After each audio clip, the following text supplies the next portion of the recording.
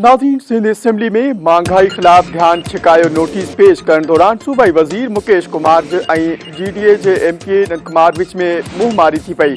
सूबाई वज़ीर मुकेश कुमार जो चवणु हो त हिते महंगाई खिलाफ सवाल उथारींदो मेंबर चंद ॾींहं अॻु पंहिंजे पघार वधाइण लाइ ठारा पेश आंदो। अॼु वरी साॻियो माण्हू थो चवे त वज़ीरनि जा ख़र्च घटाया वञनि। इजलास जी कार्रवाई जा तफ़सील शबीर लाशारी जी रिपोर्ट में।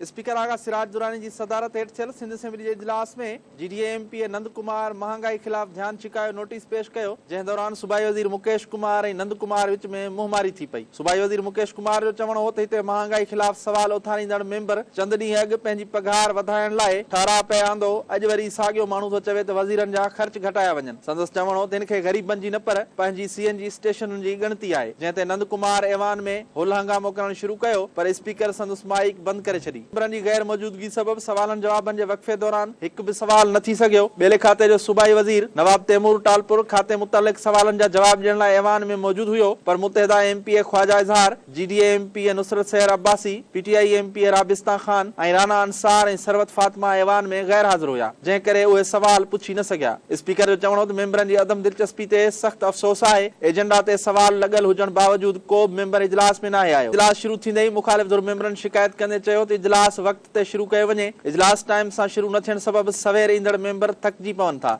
जंहिं ते पार्लियामानी मामलनि वारे वज़ीर मुकेश कुमार साणुनि सहमत थींदे चयो त सुभाणे खां इजलास वक़्त सिर शुरू थियणु घुर्जे।